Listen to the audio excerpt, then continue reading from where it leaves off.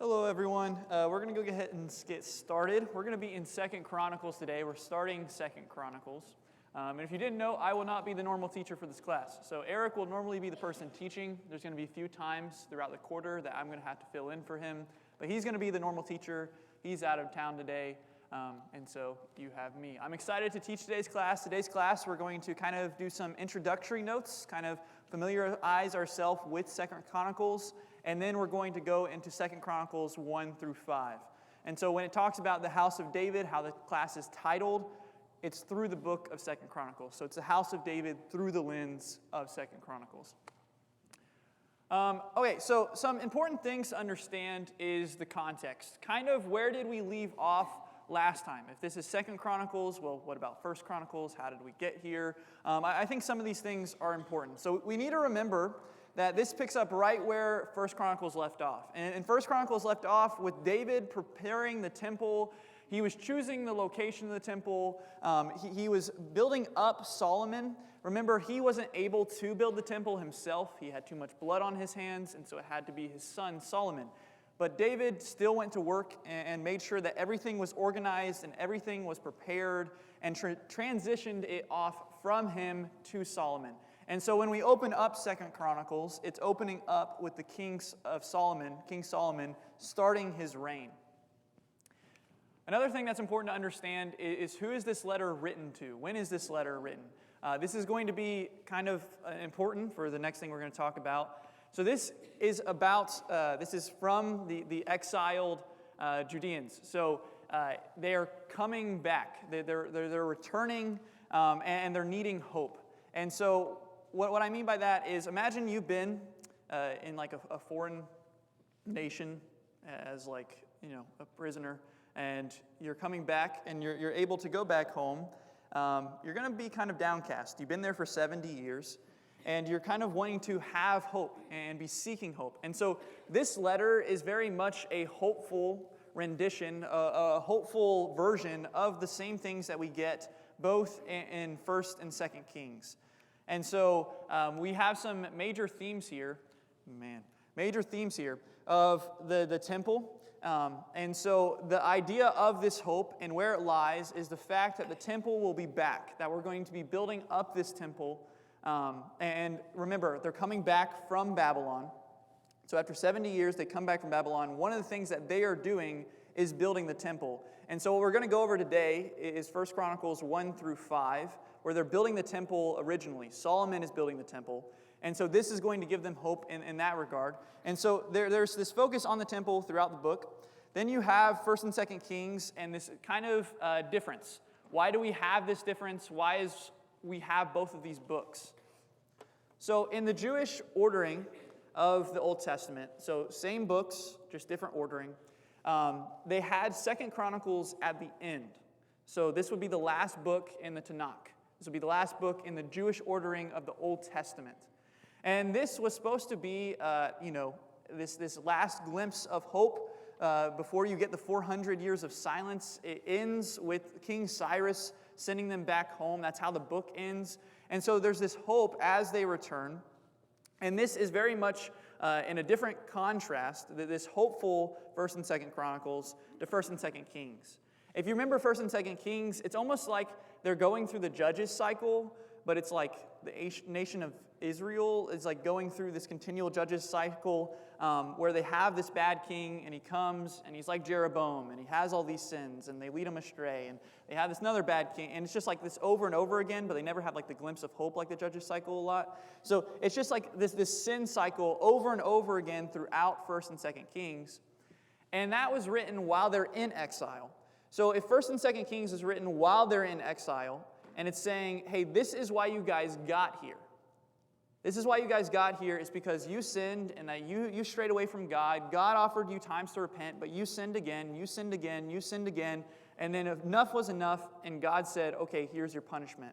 1st and 2nd Chronicles comes from a different angle and says, okay, you've come back now. You come back from exile. Let's lift you up in that, and let's give you the hope that you need. One of the key verses of this entire book is, if my people who are called by my name humble themselves and pray and seek my face and turn from their wicked ways, Then I will hear from heaven and will forgive their sin and heal their land. And so this is a very important verse. You have to understand, again, original audience, if they just seek the Lord, if they do this, He will forgive them and He will heal their land. And then last thing that I want to say, I don't want to spend a crazy amount of time on these introductory notes. Last thing I want to say is this idea that 2 Chronicles focuses on the southern kingdom. So instead of focusing on the northern and the southern kingdom like it does in 1st and 2nd Kings, this just focuses on the southern kingdom, which Jesus comes through. Okay, overall, this is a way that you can chart out 2nd Chronicles. So the first 9 chapters you have with King Solomon, and then after that you have all the kings of Judah. Their temple is being built in the first 9 chapters, and then the temple is destroyed in the later chapters. Now to get into today's class of chapters 1 through 5. Chapters 1 through 5 is what we're going to be covering today. There is some positive aspects of Solomon's reign that are highlighted more than the negative aspects. This is something you're going to see throughout the book of 2nd Chronicles, is oftentimes it's kind of angled or put through the lens of a positive way, and so it leaves out some of the things that Solomon does wrong and that Solomon fails in. Things like when he gets onto the throne and he kind of kills like everyone, like Solomon, the king of peace, when he first gets on the throne, he just slaughters everyone. And you see that, and you see that in this struggle dynamic. And then you see here that there's no mention of falling away. And so if you remember Solomon's ark, there's like the good story, which we'll talk about today. And then there's like, oh, you had so many wives, and you fell away from the Lord, and you started worshiping false idols, and then you kind of fell from the Lord. So there's no mention of those things within these passages that we're going to go over today, and within 2nd Chronicles as a whole. Remember, the point of this book is to give the original audience hope. There's hope, and it's kind of trying to focus on the good things to guide them in the direction of staying in this path and staying in this way. Also, while we're talking about today the construction of the temple and the temple being built, I think it's important to understand that there's very much New Testament application today. I think when we read this sometimes, we can think to ourselves, why do I care about some old ancient building being constructed? And why are we reading this? And especially when you're reading through it, maybe on a Bible reading plan, and you're in Exodus, and you're reading chapters about the tabernacle, and then you're like, oh wait, there's another section of reading about the tabernacle. And then you read this, and you're reading about the different designs and why it was constructed the way it was and how much things are at length. I think it's important to understand that in the New Testament, we are the temple of God, and His Spirit dwells in us, and we are the place where God dwells. And that's both a collective thing, that we're being built up in the temple, that you have the foundation of that temple being Christ and the apostles, and we're being built on top of that as a collective group. But there's also the aspect and the idea of us as individuals are the temple of God. And so it's this really beautiful thing that I think we can draw lessons from as we read through passages like this, of God telling and talking about His dwelling place. And when God's talking about His dwelling place in Old Testament language, you can take similar ideas and truths within those passages and implant it onto ourselves today. Does anyone have any comments or questions thus far on 2nd Chronicles, on the kind of the introductory notes, before we get into the chapters themselves? Okay, great. We're going to kind of split this up into 3 groups. Sorry about that. 3 groups. Solomon prepares the temple, Solomon builds the temple, and then Solomon brings the ark into the temple. Those are kind of the 3 movements we see throughout the text today.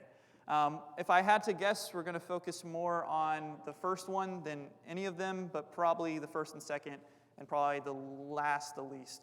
I could be wrong on that. Sometimes it doesn't go the way you think it will, but that's what I think it'll happen. We're going to start off, and we're going to read a little bit. We're going to read verses 1, and I think we're going to read down to verse 13 and kind of get just an idea of what's going on and what's happening there. Solomon, the son of David, establishes himself in his kingdom, and the Lord his God was with him and made him exceedingly great. Okay, so you have this idea that Solomon is great. And in this passage, basically, when I looked at the animations, they were fine, but now it's like shooting up the whole thing, so I'm sorry about that. So when you have this kingdom being established and God making Solomon exceedingly great. But in this passage and in these first few verses, in this first verse, you see what greatness truly is. God being with Solomon. And the fact that God is with Solomon is what makes him great. And the question becomes, well, why exactly is God with Solomon? And I think part of that is the fact that he promised David that I'm going to be with your son like I was with you. And I think part of this is also what we're going to see from Solomon here in the next few verses. See, what Solomon does is he goes and he speaks to everyone. And he gathers them all together. He gathers them all together and they go before the tabernacle. There's this tent of meeting. And I don't know about you. I never really thought of this before. And I don't know why I never thought of this before. It just didn't come in mind. Like when I think tabernacle, I think like Exodus. I think like wilderness. But you got to think like to this point, there is just a tent that is up. And this place where you are supposed to go. And they're doing like everything's set up just like it was. But it's just here in the city of David, which is a place in Jerusalem. And it's all just set, and it's all there. And so Solomon brings everyone together, and then what does he do in verse 6? And Solomon went up there to the bronze altar before the Lord, which was at the tent of meeting, and offered 1,000 burnt offerings. That's what he does. This is the first thing we see from Solomon as king. That he goes, he gathers all the people together, and he starts sacrificing these sacrifices. And they're all for the Lord. This is showing us something about his character, which I think gets amplified and gets seen even more within these next few verses. So verses 7 through 13. In that night, God appeared to Solomon and said to him, "Ask what I shall give you." And Solomon said to the Lord, "You have shown me great and steadfast love to David my father, and have made me king in his place. O Lord God, let your word to David my father be now fulfilled, for you have made me king over a people as numerous as the dust of the earth. Give me now wisdom and knowledge to go out and to come in before this people. For who can govern this people of yours, which is so great?" God answered Solomon, "Because this was in your heart, and you have not asked for possessions, wealth, honor, or the life of those who hate you, and have not even asked for long life, but have asked for wisdom and knowledge for yourself, that you have governed my people, over whom I made you king. Wisdom and knowledge are granted to you. I will also give you riches, possessions, honor, such as none of the kings had who were before you, and none after you shall have like this." So Solomon came from the high place at Gibeon, from before the tent of meeting to Jerusalem. He reigned over Israel. Okay, so you have this scene after Solomon has all these sacrifices. He has all these sacrifices to the Lord. This has been his first act as king. And during the night, the Lord comes to Solomon and appears to him. And he basically gives him like a blank check. He says, "Ask whatever you want. Whatever you want, and I'll give it to you." You know, like the old question, like if you had 3 wishes, like if a genie came to you and you had 3 wishes, what would your 3 wishes be? Solomon basically had that, but it was not a genie, it was God, and that's so much greater, it can actually do these things. And so he says, "Ask what I shall give you." And so what is he going to ask for? And I don't know, like maybe Solomon's like immediately out the gate, like knows exactly, and this has been on his mind. It kind of seems like it's been on his mind. And maybe you've been in a position like this where you're really trying to help people. And you're really trying to do your best. But it's kind of a task that's above you and that you're struggling with. And that's where Solomon is he has all these people he's over, and he's feeling overwhelmed by it. And all he asks for is wisdom and knowledge. And the Lord loves this request and loves the heart of this request. And so he gives him wisdom, he gives him knowledge. And this is a beautiful, beautiful thing. And I think one of the things that's supposed to happen here is we're supposed to self-reflect.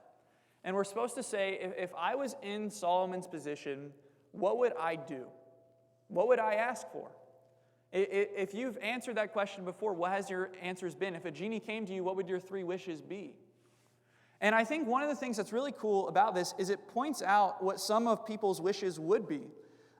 In verse 11, it gives this list. And I think it's giving us a list of common idols that we have to watch for, that we have to make sure that aren't in our heart and that we're cleansing ourselves from, that we're not desiring these things over wisdom and knowledge. We're not desiring possessions and things and stuff. We're not desiring wealth, a certain amount in my bank account, or honor, some amount of legacy or recognition from others around me.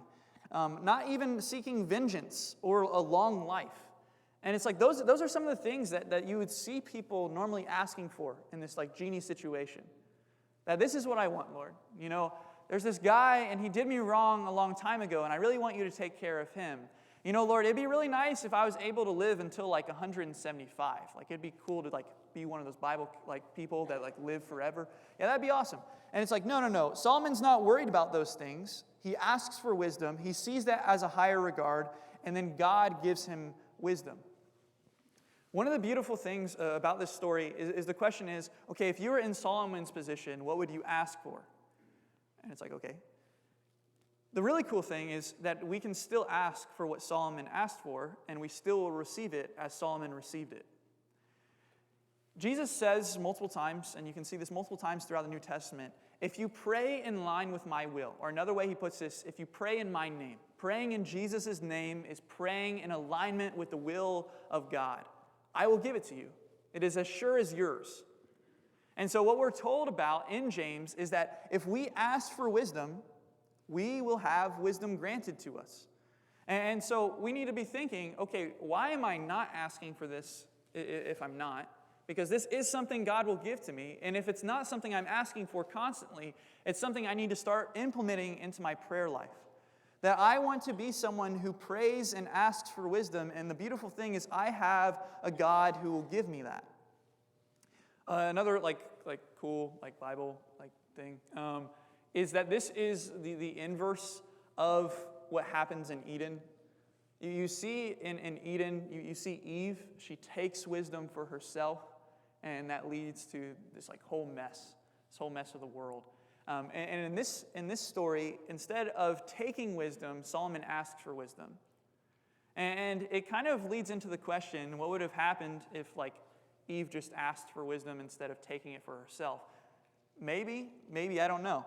It would be like this, and it would be like 2 Chronicles 1, and God would have given it, but that's not what happens. One of the questions I want to ask you guys, and again, sorry about the animations for today's class. I thought they were good. But one of the questions I want to ask you is, what do our prayers reveal about our priorities?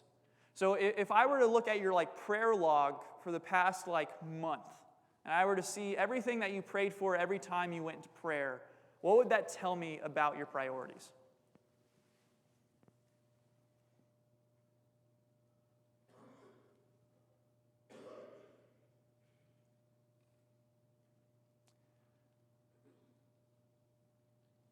Travis? I think it would reveal everything about our priorities. If I have a casual conversation with someone I don't know very well, I'll talk about things that aren't really that important to me. Mm-hmm. But if I'm having a conversation with my wife, I'm talking about things that are very important to me. Mm. And if I'm having a conversation with God, it's the things that are the most important. Yes, I really like that level system you're talking about, and the idea that our relationship with God should be is the closest and most intimate parts of ourselves. And so in our prayers, what we pray to God will be the closest and most intimate part of ourselves. Good. Yeah, I think this idea is that it doesn't just show our priorities, and what I mean by that is what matters to us, and what we value and what we think on. If our prayers are constantly focused on things that are physical, and things that are physical, to pray for those things aren't bad. We see examples of that in the Bible. But whatever we're praying for specifically can kind of show us where we're at that time, where our heart is, what matters to us, what we're seeking after, what we want help in accomplishing. It can show us our goals, our heart motivations. It can show us a lot about ourselves. And I mean, maybe that's one thing to do for yourself is like think about, okay, if I kept a prayer log, or maybe I write my prayers out and I can look back at this, I can see what exactly has been going on in my brain. And I think sometimes these things aren't so like front of mind. They're not like, well, of course, like I care about money so much, and like sometimes it's just like naturally and like so deeply ingrained with you that you can't really see the problem within it. Like you can't see the problem that's facing you and that's in front of you. And so what we have to do is we have to be intentional about understanding our heart motivations and where it is. And I think what we pray for is a way in which we can do that. A beautiful thing about this passage is it's not only that God gives him wisdom, but he gives him so much more than that. And oftentimes this is the case, that if we're asking God for things of him, he often gives us more than we could have ever thought he would give. That's how our God works. He gives abundantly. Any other comments or questions before we keep going? Andrew? Just thinking about our Proverbs study that we've been having at Western, I just think of Proverbs 1, how like wisdom cries aloud in the streets. Like it's so just there for people to seek. And if you're seeking the Lord, you're seeking wisdom, like you're gonna get it. It's not something that you have to, go on some endless quest for. Mm-hmm. And even the simple ones, even simple people can attain this wisdom. So it's really, really cool that like the most powerful king at this time like wanted something that any simple person could have. I think sometimes we're like Naaman. Naaman, and he has this story. He's like this great general and this great man. And he goes, and all that's asked of him is you go and dip in the Jordan 7 times. It's like that simple. And he's like that's it? I wanted this quest. I like what you said, like this quest to like go and like maybe I go and like slay a dragon or like go and like, save a princess from this tower. And it's like, no. Like just ask God for it. And when we have this ability and this access to God that is so simple, are we willing to take advantage of it? Rob? It's important to know that Solomon didn't just say this to God, but God saw that it was also in his heart. So it wasn't just something he just said because this is the right answer. But I really, really want a lot of money. It's something that he truly wanted. Yeah, there's an alignment with what his desire should be and where his heart is. And that's where we should desire to grow to, is that the things of God and his character and what he would want me to ask for are aligned with my character and where my heart is and what I truly desire and want. Really good point. All right. So you have the temple. It's being prepared, and you have this situation where Solomon, he has these conversations with this Gentile king, this king of Tyre, and there's been good relations in the past between him and this king and his father and this king specifically. And so some interesting things to point out here. First, we see Solomon, and we see him take a census of some Israelite workers, and we see him putting them to different jobs and to different tasks to be able to build this temple. But the problem that he's falling into is that he has two main problems. I need materials and I need more people. I need materials and I need more people. And so he goes to this king and he's asking for his help. And there's certain things that just are pointed out and are noteworthy in this. I think one of them is the attitude of this Gentile king. So for instance, verse 11, this Gentile king says, because the Lord loves his people, he has made you king over them. Blessed be the Lord God of Israel, who made heaven and earth, who has given King David his wise son, who has discretion and understanding, who will build up a temple for the Lord and a royal palace for himself. And so I don't think what's happening here is he's kind of inflating Solomon. I think he's being genuine here. But what's shocking is the language he uses. He's not saying, blessed be the Lord, who's one of these other gods that we're also going to give praise to. He's attributing creation and him being the creator of everything, of both the sky and the earth. He's attributing everything that has been created been created by Yahweh God. A couple other things to note. Look at verse 5, for instance. Verse 5, you have Solomon speaking, the house that I am to build will be great, for our Lord is greater than all gods. But who is able to build him a house, since heaven, even highest heaven, cannot contain him? Who am I to build a house for him, except as a place to make offerings before him?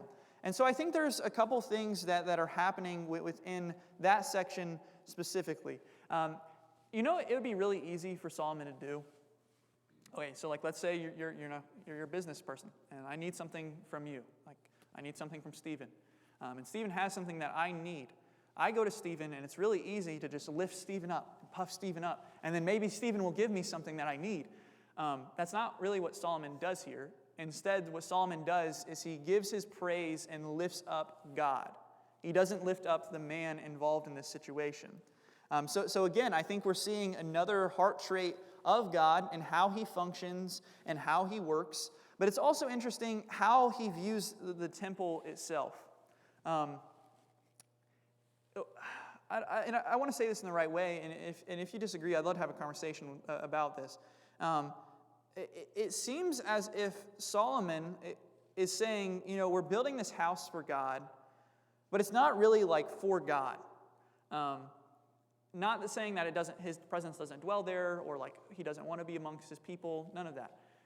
But what I'm saying is, I'm building this house, but who can build a house for God? He's fully recognizing whatever he builds will be insufficient, but this place is to make offerings before him.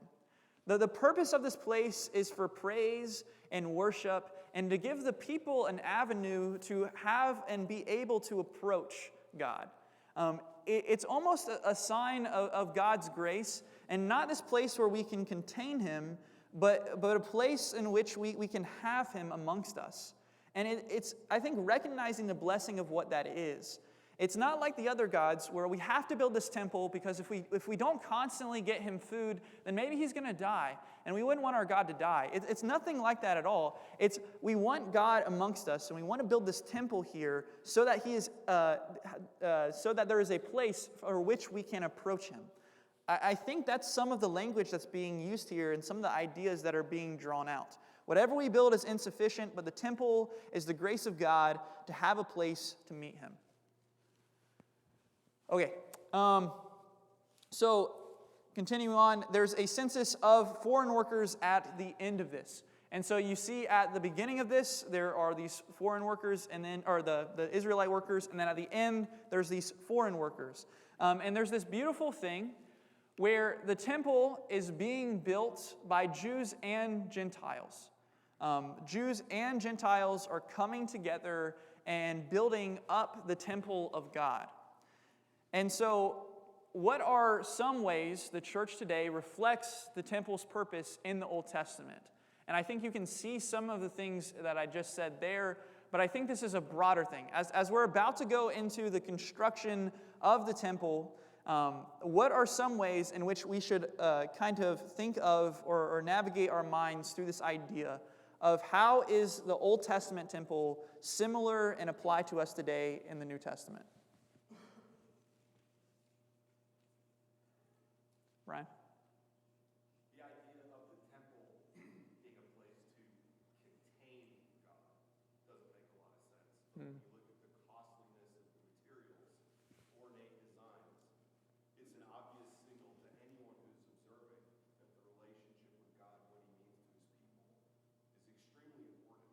So if our body is a temple in that same way today, then the ways that we live our lives and behave should also similarly stand out and be an obvious signal to anyone who's watching of the importance of our relationship with God. Absolutely, absolutely. We're going to see that in just a minute, but if you just underline gold throughout the rest of these couple chapters, you'll see it over and over again. It's gold for this and gold for that, and overlaying with gold, gold, gold. And it's they're giving the best that they have, and they're all giving that to God. And in a very similar way, I think with our lives, with how we conduct ourselves, we should give the best of what we have to the Lord. Good. Miss Patty? No? Okay. Sammy? And yet, they're not buying God's allegiance, which is what the world did around them. They're doing it as a way to honor him and love, instead of trying to win his favor. Yes, you see Solomon, and he has all this wisdom, and he has all this greatness, and he's building this huge thing for the Lord. And I think it could be really easy if we were in Solomon's shoes to be like, wow, like, look what I did. Like, look at this amazing feat in which I did. I think you see that, like, with King Nebuchadnezzar. Like, he's, look at great Babylon, which I built. And there's a big folly in that. And it's not from a sense of, look how great I am by what the Lord is doing for me and through me. And it's also not, let me do this so that God will love me and that God will have this relationship with me. And sometimes I think we can give God our best through the wrong motivations. And it be often that. And I think what we see the alignment here of is we're giving God our best, but it's through the right heart and the right motivations at the same time. Any other thoughts? Okay.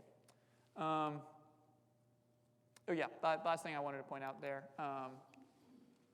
there's this guy. He's like kind of this half-blood, sure, and he has his mom is from Dan and his dad is from Tyre. And so not only are Jews and Gentiles building this temple through the workers, but even the guy that's over the whole thing, he seems to be half Jew and half Gentile.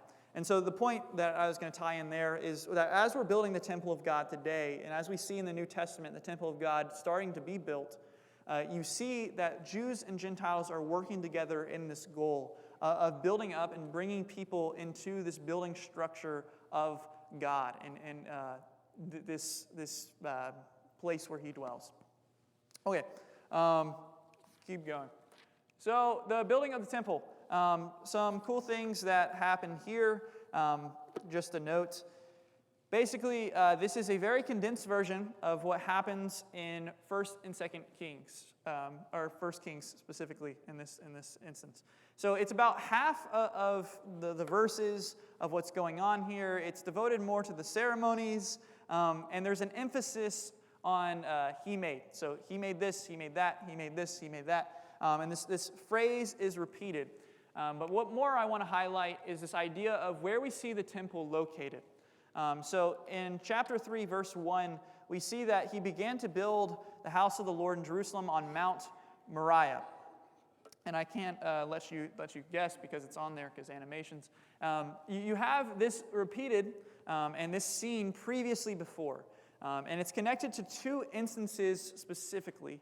And the first one is Genesis 22. And so you have Abraham, and you have Abraham who's called to give up his son. And you have Abraham who has this test of who do you love more? Do you love me more, being God, or do you love your son more? What are you going to do if I ask you to do this? And this test takes place on Mount Moriah. One of the things that also takes place here is this threshing floor scene. So at the end of, well, I guess it's not exactly the end, but towards the end of 1st Chronicles, you have this scene of the threshing floor. And basically, David messes up. And he decides that he's going to do this census. And he does this census. And after doing the census, God gives him 3 options. And he says, you can have this punishment, or this punishment. And David says, I'll leave it up to you, Lord. And so the Lord, he goes and he has this plague, and he goes and he does all this, and there's a lot of people that die because of David's decision.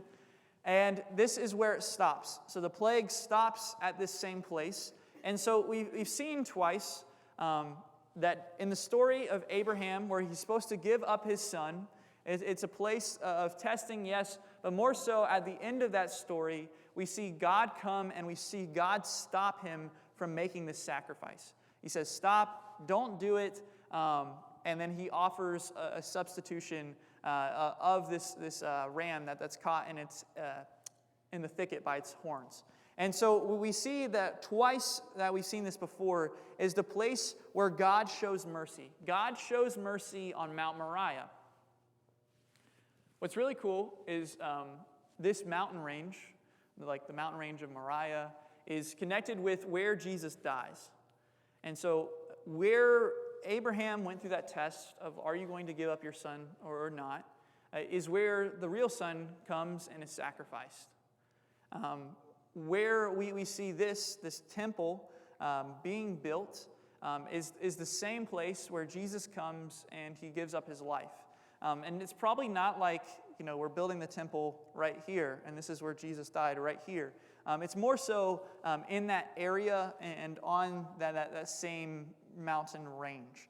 And so it says that Jesus was crucified outside of Jerusalem, and so we see that this would be somewhere that was very near to where this temple was built.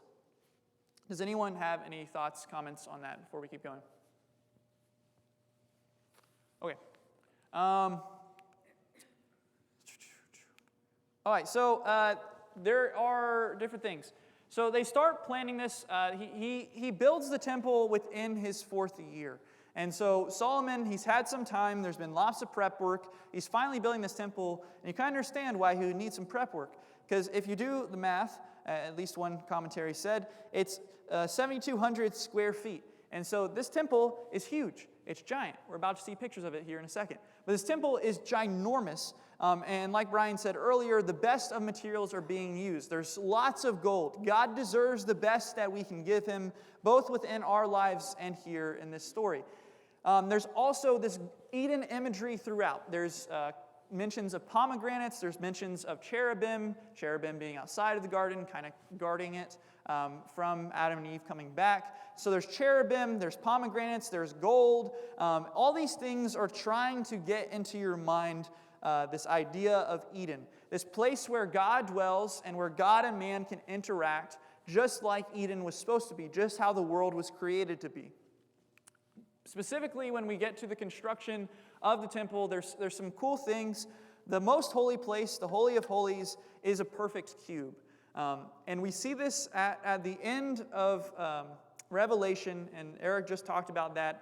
This idea that there's this perfect cube imagery that comes in again at the end of the story. And then you also see this veil that is torn later on when Jesus dies. And so basically how it's separated is that in the most holy place, so you have the most holy place, and then you have the holy place that's outside of that. So the holy place, the most holy place, so one's bigger and one only the high priest can go in one day a year. And that's the innermost part. And in the innermost part, there is this veil. So there's this veil that separates this innermost part where it's the Ark of the Covenant, where God's presence comes, where the high priest can only go one day a year. And that veil is torn. So this veil is torn, and when Jesus dies on the cross, it's torn in two, and it allows us to now, and it's showing that we have a relationship with God, and that it's been torn open, that now us and God can be in relationship again, and we can be back in the garden. We're invited back into the garden. There's these two pillars. The words that these pillars are named after means he will establish and strength. There's this talk of these different temple furnishings of the sea where there's the washing of the priests, and then the basins, the washing of the utensils, all these golden items and everything else. And then they finally finish it. So in chapter 5, it's finished, and the work that Solomon did for the house of God was finished. And so there's this conclusion here, but it's not the conclusion of this section. And so there's one more section that I want us to focus on, which is when the ark comes into the temple. And if you're a visual person, here is a picture. So this would be the outside of the temple. You see some different things there. You see the basins that are by the temple. It's where they would wash the utensils. You see the sea, which is where the priests would wash themselves. You see the altar where they would sacrifice sacrifices. And you go into this temple, and this is what it would look like. So you have the holy place and the most holy place. You have these two giant cherubim inside the most holy place that are very much guarding the presence of God. You see that throughout these throne room scenes of the Bible, of these cherubim. And so these are very prominent and very much there, these just giant statue creatures. And then you have the Ark of the Covenant inside. And so you have the Ark of the Covenant inside that. And I want you to notice, so you see how like you have this constant like going up and going in, and it like kind of gets smaller. So you have these stairs that are going up and going in, and then you have these stairs again that are going up and going in. I'll just point that out. Okay, so the ark is brought into the temple. The ark is brought into the temple, and some of the things that we see here is this giant assembly. And this is a climactic moment for the nation of Israel.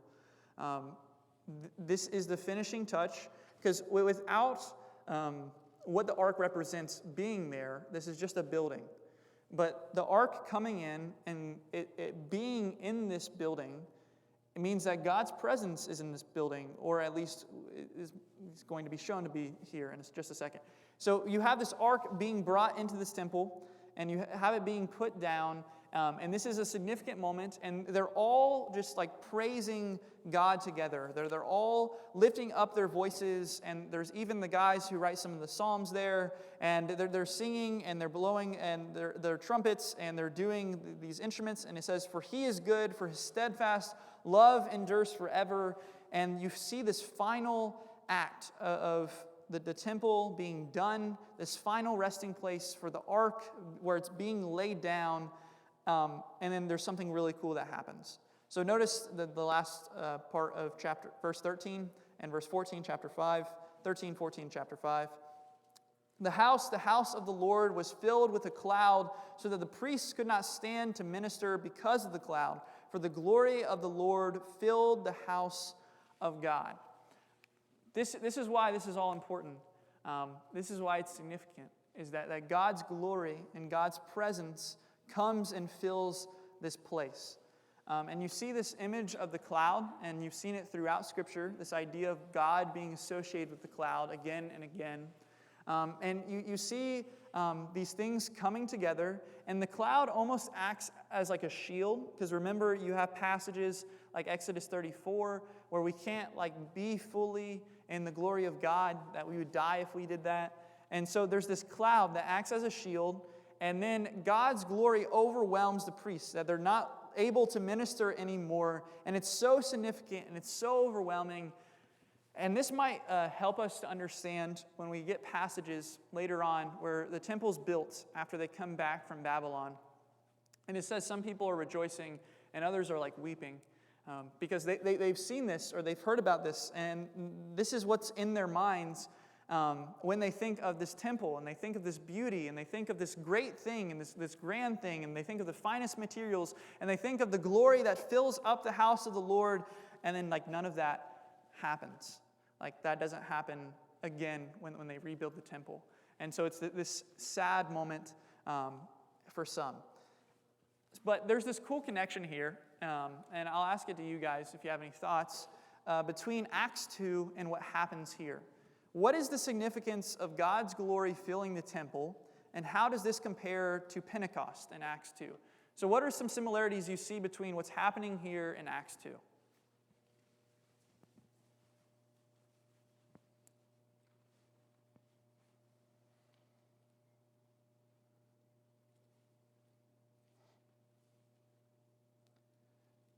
You have in Acts 2 this really beautiful thing where they're all like scared. And they really don't know what's going to happen. Jesus has died, and they're told to go into this room and just to wait. They don't know how long they're going to wait. And then the Spirit comes, and it fills them. And it starts off this ministry, this new ministry after Jesus has gone back into heaven. And in the same way that the glory of the Lord filled the temple here, we see the glory of the Lord through His Spirit fill His people. And it's this moment that is starting something significant, and that is significant within itself. And so I think there's this beautiful connection between those two moments of Acts 2 and the glory and the Spirit of the Lord filling His people, and the glory of the Lord filling His temple here. Last thing I want to leave you guys off with, and then we'll say a prayer and then we'll be done. Or do you not know that your body is a temple of the Holy Spirit within you, whom you have from God? You are not your own, for you were bought with a price. So glorify God in your body. Much like Brian was saying earlier, we see these people giving their best to God. We see them giving their all to God. And we need to be doing the same things, giving our best and our all to God, and who we are and how we live and how we function. I appreciate you guys a lot. That's class.